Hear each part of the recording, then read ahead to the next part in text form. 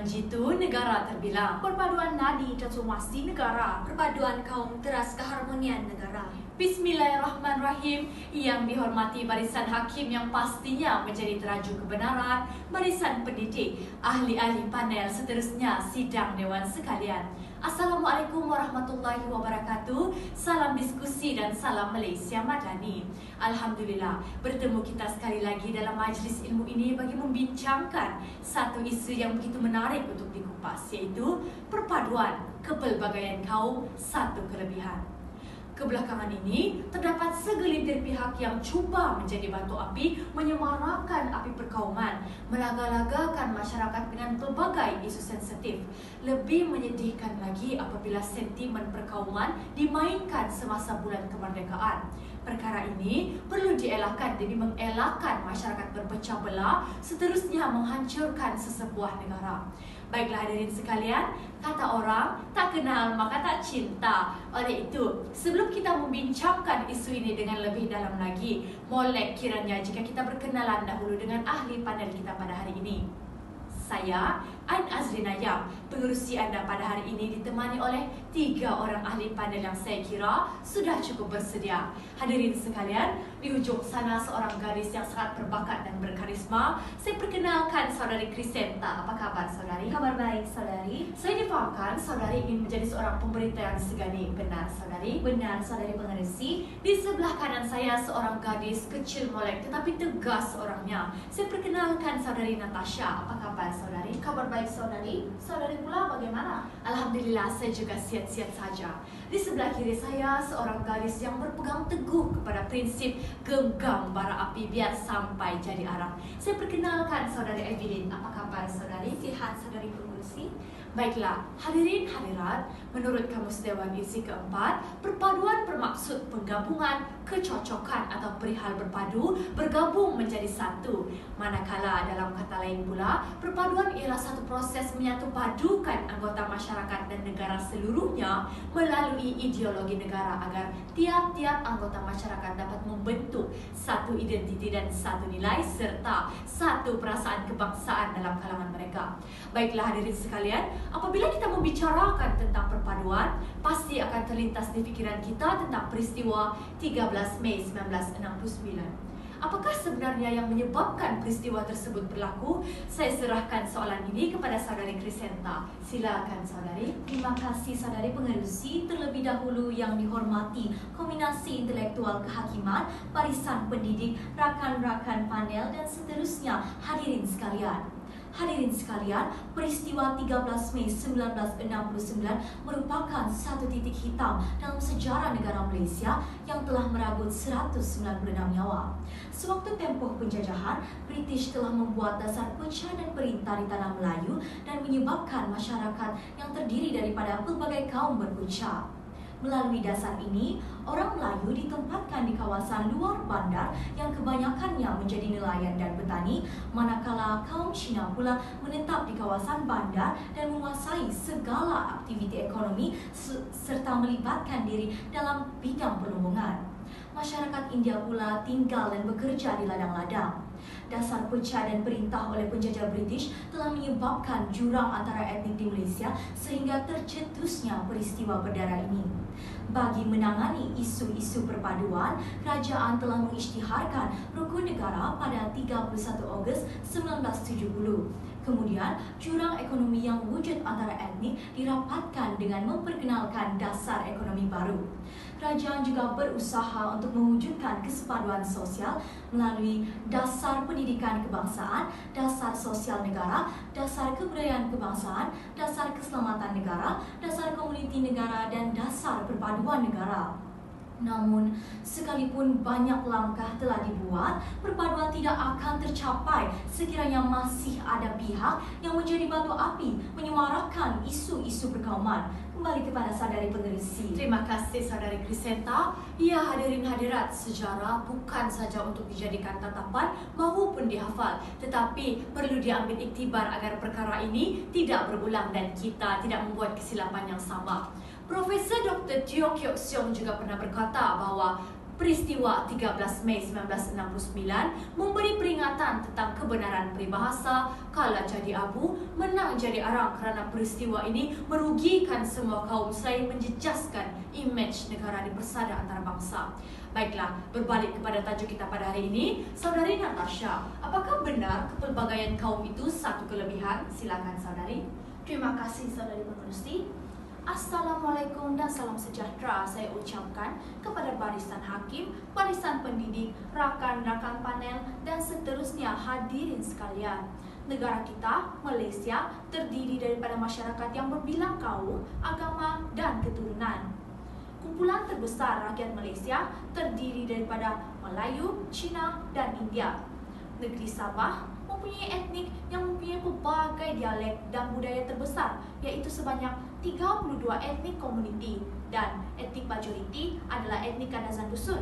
Kumpulan lain termasuklah Bungus, Bajau, Murut, Lundaye, Orang Sungai dan Iranun. Manakala penduduk Sarawak pula terdiri daripada 27 kumpulan etnik komuniti dan etnik Iban adalah etnik majoriti selain Bidayu, Melanau dan Orang Ulu. Perbezaan merupakan satu kekuatan jika kita saling bertoleransi. Hadirin hadirat, bayangkan negara kita yang pelbagai kaum, pelbagai budaya, berpadu tenaga, berganding bahu, berganding kekuatan dan pemikiran untuk sama-sama memajukan Malaysia. Sudah pasti negara kita akan disegani sudah pasti negara kita akan disegani oleh negara luar. Secara analoginya, jika kita boleh sama-sama bersengkam mata menunggu Datuk Lee Chong Wei untuk beraksi dalam perlawanan badminton dan sama-sama bersorak gembira untuk meraihkan kejayaannya, sudah pasti kita juga boleh sama-sama menerusi kepelbagaian yang ada untuk memajukan negara kita.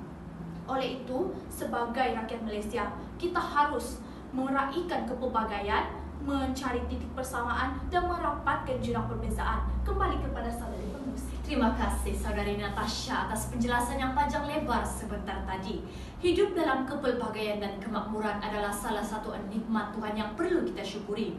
Ini bukan tentang mencari siapa yang lebih, siapa yang kurang, siapa yang baik, siapa yang buruk. Ini lebih kepada saling menguatkan. Hadirin sekalian, ayat ini jelas menunjukkan bahawa kerencaman kita pada hari ini adalah untuk saling kenal mengenal. Baiklah saudari Aileen, mengapakah perpaduan kaum perlu diperkukuhkan? Silakan saudari. Terima kasih saudari pengerusi. Terlebih dahulu yang dihormati kombinasi intelektual kehakiman, rakan-rakan panel, seterusnya hadirin sekalian.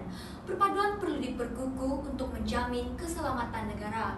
Hal ini dikatakan demikian kerana apabila rakyat sentiasa bersatu padu, anasir-anasir luar tidak dapat menceroboh pemikiran rakyat kerana perpaduan mampu menyatukan pemikiran dan hati masyarakat.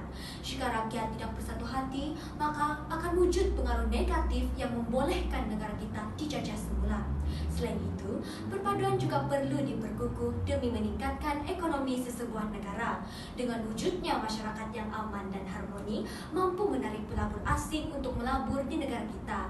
Kemasukan pelabur asing akan mempengaruhi kadar pertukaran wang asing, seterusnya membantu kepesatan ekonomi di negara kita. Secara tidak langsung, kadar pengangguran juga dapat dikurangkan kerana banyak tawaran pekerjaan.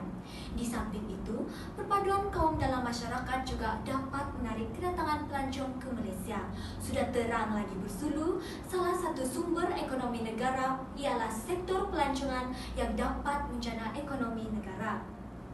Asas perpaduan yang kukuh dan kebudayaan yang unik di samping kepelbagaian adat resam yang membentuk identiti sesebuah masyarakat juga dapat memikat hati pelancong untuk berkunjung ke negara kita.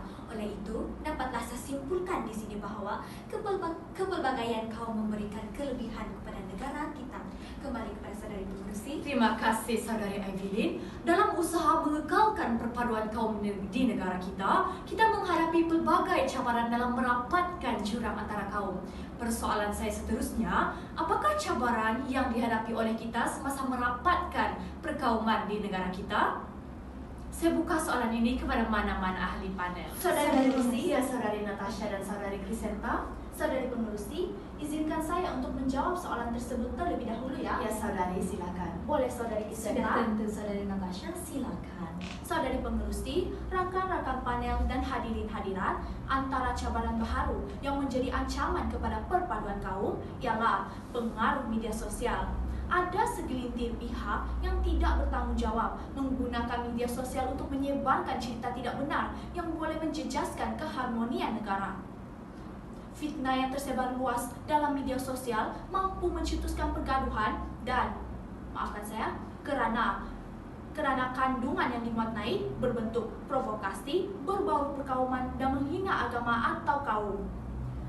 Masyarakat yang kurang berpengetahuan akan mudah mempercayai maklumat tersebut dan menyebarkannya kepada orang lain. Anugerah keamanan yang telah kita kecapi pada hari ini sepatutnya dikekalkan. Janganlah kerana ingin meraih tontonan yang banyak, tiang perpaduan dirobohkan. Mana-mana peristiwa yang membabitkan pergaduhan antara kaum perlu diingati dan dijadikan iktibar, kerana George Santayana pernah mengatakan, mereka yang melupai sejarah pasti akan mengulanginya. Benar, Saudari Natasha. Saudari pengurusi, Ya, Saudari. izinkan saya pula untuk berkongsi pandangan. Ya, Saudari, silakan, Saudari. Saudari pengerusi, rakan-rakan panel dan hadirin hadirat, selain daripada media sosial, prasangka turut menjadi ancaman terbesar dalam usaha memupuk perpaduan kaum. Prasangka ialah pernyataan, pandangan, pendapat atau tanggapan yang dilemparkan oleh sesuatu kaum itu terhadap sesuatu kaum yang lain tanpa usul periksa dan bukti yang kukuh.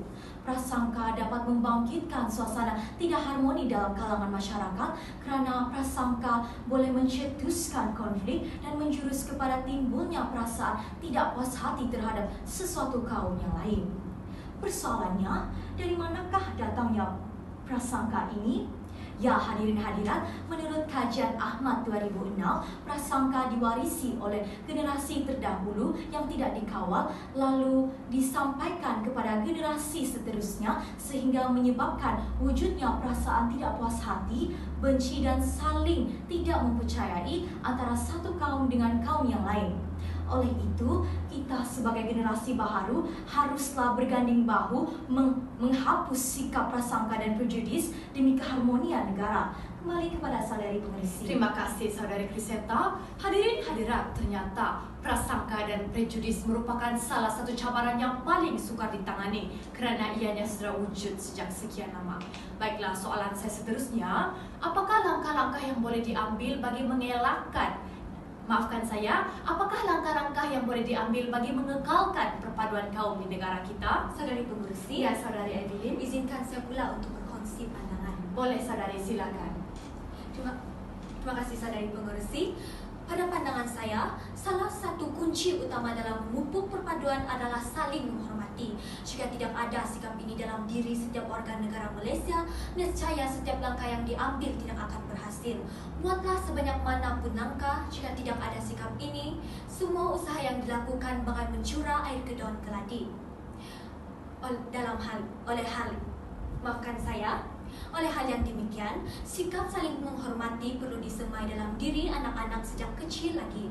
Dalam hal ini, ibu bapa memainkan peranan yang penting dalam memastikan anak-anak menghormati kaum dan agama orang lain. Ibu bapa perlulah menjadi suri teladan kepada anak-anak kerana pepatah ada mengatakan, bagaimana acuan, begitulah kuinya. Mengapa perlunya kita memahami budaya dan adat resam kaum-kaum yang ada di negara kita?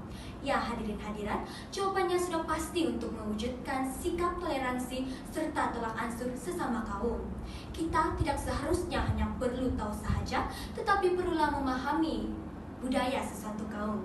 Kembali kepada saudari pengurusi. Terima kasih, Saudari Evelyn. Apa pula pendapat Saudari Natasha berhubung dengan perkara ini?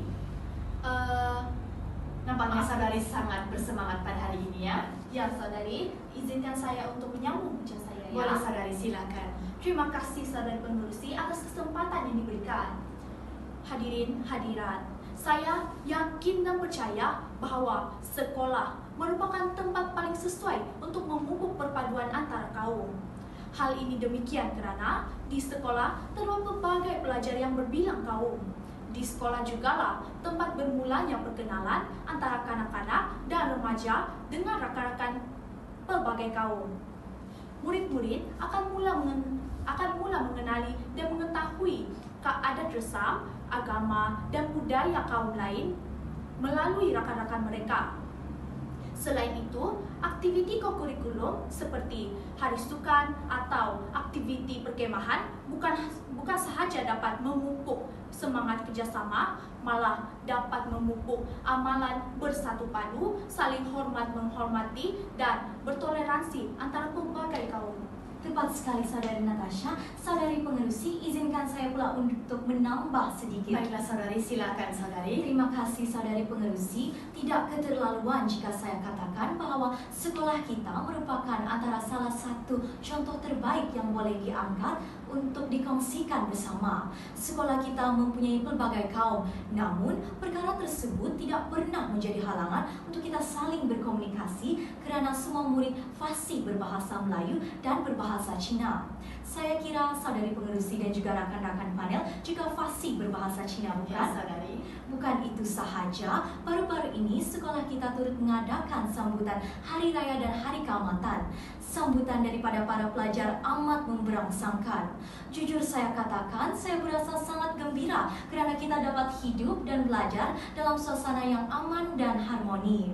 Terima kasih saudari Krisenta. Nampaknya masa amat mencemburui kita. Sebelum saya akhiri forum kita pada hari ini, saudari Aivilin berikan sedikit kata-kata untuk masyarakat di luar sana. Silakan saudari. Terima kasih saudari pengerusi. Perpaduan memerlukan kerjasama daripada semua pihak.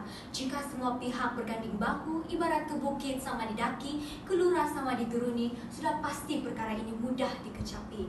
Sebagai seorang rakyat Malaysia, marilah kita sandar menyandar, saling menghormati, saling bertoleransi, kerana bersatu kita teguh, bercerai kita roboh. Usahlah bersikap seperti enau di dalam belukar, melepaskan pucuk masing-masing. Jadikanlah kepelbagaian kita sebagai satu kekuatan dalam memajukan negara agar setanding dengan negara lain. Sekian. Terima kasih kepada ahli panel kita kerana sudi hadir dan sudi berkongsi pendapat masing-masing. Walaupun kita mempunyai pelbagai perbezaan, tetapi jika disatukan dalam satu nilai dan prinsip kemanusiaan yang baik, sudah pasti perpaduan dapat diperkukuhkan. Akhir sekali, sebelum saya mengakhiri forum remaja kita pada hari ini, dapatlah saya simpulkan bahawa perpaduan merupakan asas kepada pembangunan negara. Hadirin hadirat, saya akhiri forum remaja kita pada hari ini dengan lafaz wabillahi taufiq wal hidayah. Wassalamualaikum warahmatullahi wabarakatuh.